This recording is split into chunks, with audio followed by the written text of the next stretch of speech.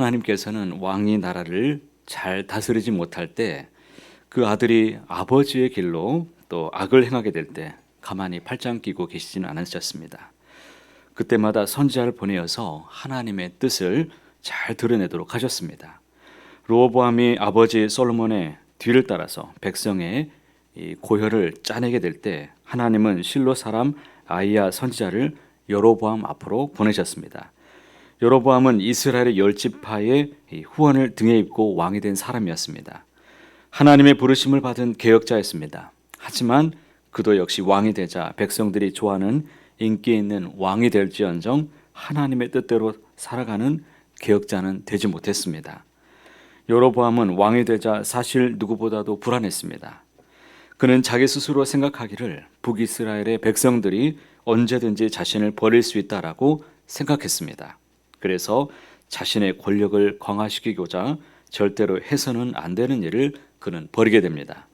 여로보암은 백성들이 성전이 있는 남유다로 마음이 향할 것을 막고자 하나님을 금송아지 형상으로 만들어서 레위인이 아닌 일반 백성을 제사장으로 삼았고 초막절 절기를 바꾸어서 지키게 만들었습니다. 그런데 더 안타까운 것은 백성들은 분별하지 못하고 그냥 시키는 대로 그렇게 금송아지에게 절하며 분향하는 것으로 제사를 드렸다는 것입니다. 여기서 중요한 게 무엇입니까? 지도자 한 사람이 얼만큼 중요한가를 우리는 알 수 있습니다. 지도자 한 사람의 타락이 한 사람으로 끝나는 일이 아니라 백성들을 타락시키고 나라를 위태롭게 만들어 버렸습니다. 그래서 하나님이 얼마나 안타까웠겠습니까? 하나님의 마음이 얼마나 아프셨겠습니까? 이스라엘 백성들이 오히려 이렇게 우상 숭배에 치닫게 되자 하나님께서는 북이스라엘의 여로보암에게 가서 말씀을 전할 선지자를 찾으셨습니다. 1절 말씀해 보시면 하나님은 남유다에서 하나님의 사람을 그에게 보냈습니다. 이 선지자 이름은 기록되어 있지 않습니다. 그저 하나님의 사람으로 등장합니다. 그는 금송아지가 세워진 베델의 제단에 가서 하나님의 말씀을 선포했습니다. 2절 말씀을 함께 읽어보겠습니다. 하나님의 사람이 제단을 향하여 여호와의 말씀으로 외쳐 이르되 제단아 제단아 여호와께서 이와 같이 말씀하시기를 다윗의 집에 요시아라 이름하는 아들을 낳으리니 그가 내 위에 분향하는 산당 제사장을 내 위에서 제물로 바칠 것이요 또 사람의 뼈를 내 위에서 사르리라 하셨느니라. 지금 이 선지자가 하나님의 말씀을 전할 때 사실 여로보암은 베델에서 분향하고 있었습니다. 당시에 왕의 대신들이 함께 그 자리에 있었고 또 경호원들이 삼엄하게 지키고 있었던 자리였습니다. 선지자는 남유다에 요시아라는 왕이 나타나게 될 것을 예언했습니다. 이 예언이 성취됩니다. 16대 만에 나타난 왕인데 무려 300년 후에 왕위에 오른 인물이죠. 요시아는 가장 하나님의 말씀을 온전히 지킨 왕입니다.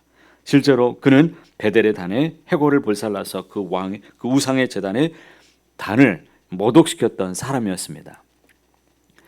그래서 여로보암은 가만히 있지 않고 선지자를 잡으려고 했습니다. 그때 하나님은 그와 함께 하시는 증거를 보여주시죠. 여로보암은 손을 펴서 선지자를 잡으라고 외쳤습니다. 그때 왕의 손이 말라버렸습니다. 굳어버렸습니다. 얼마나 두렵고 창피스러운 일입니까? 그때 여로보암이 태세를 전환하죠. 6절 말씀에 보면 좀 전에 잡으려고 했던 그 선지자에게 여로보암은 자기 손이 정상으로 되돌아오도록 기도해 줄 것을 요청합니다. 이 말씀에서 보는 것처럼 하나님을 믿지 않는 세상은 이처럼 손이 말라가고 있습니다. 손이 마른다는 것은 빈궁에 처한다는 것입니다. 세상은 잘 산다고 믿고 있습니다. 세상은 바로 가고 있다고 믿을 것입니다. 하지만 손이 말라갑니다. 우리가 그 어느 때보다도 풍요로운 시대를 살아가고 있지만 실상은 손이 말라가고 있습니다. 이런 세상을 향해서 우리는 중보적 기도를 하고 그들이 돌이키도록 해야 되는 것입니다. 우리에게 주어진 소명, 그것은 세상이 그 메마른 손을 들어서 하나님을 찬양하도록 하는 것입니다. 그러므로 우리는 내 주위에서 죽어가는 영혼들, 곤고하고 메말라가는 영혼을 위해서 기도해 주어야 됩니다. 왕이 지금 손이 온전해져서 고마움을 표현하고 있는데 이것을 또한 단호하게 거절합니다. 왕의 재산의 절반을 준다고 해도 싫다고 말했습니다.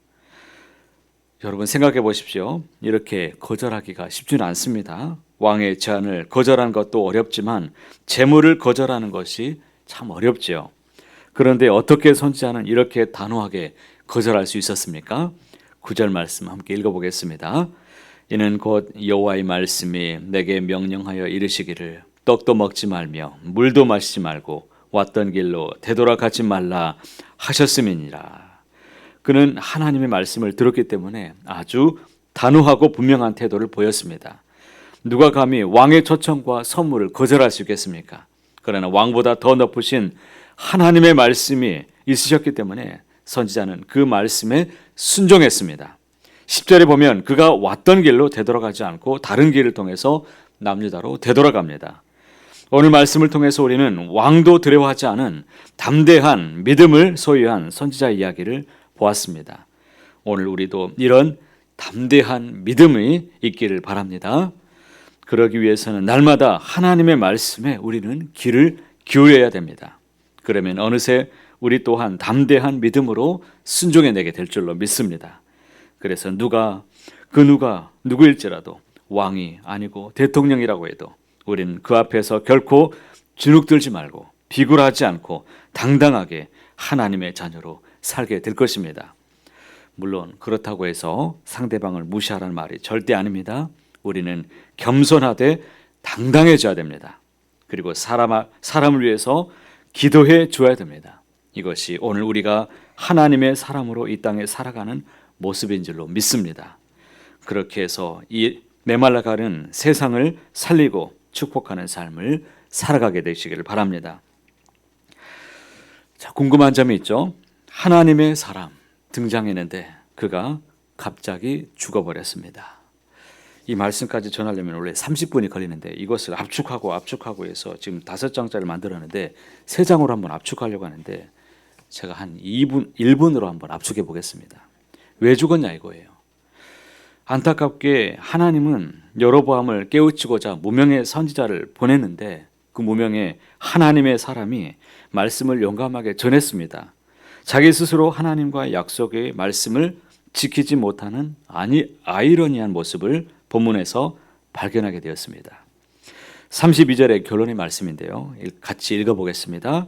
그가 여호와의 말씀으로 베델에 있는 제단을 향하고 또 사마리아 성읍들에 있는 모든 산당을 향하여 외쳐 말하는 것이 반드시 이룰 것임이니라. 하나님의 말씀을 전하는 자, 개혁을 외치는 자의 말로 그 누구보다도 말씀을 멸시해서는 안 된다는 말씀이 오늘의 교훈입니다. 비록 선지자처럼 하나님의 이름으로 한국 교회가 개혁돼야 되고 비판하고 목소리를 높인다고 할지라도 오히려 그 자만심이 그 자리에서 심판의 대상이 될 수도 있다는 것을 우리는 교훈으로 받아야 될 것입니다. 그 나이든 선지자가 왜 거짓말을 해서 선지자를 죽음에 빠뜨렸는지는 우리는 알 수 없습니다. 어쩌면 하나님의 테스트였는지도 모릅니다. 그를 바라보면서 매우 애통했던 이 나이든 선지자의 모습을 보면 우리는 알 수 있습니다. 개혁된 교회는 계속해서 개혁이 진행형으로 이어가야 됩니다. 우리는 우리 자신에게도 마찬가지입니다.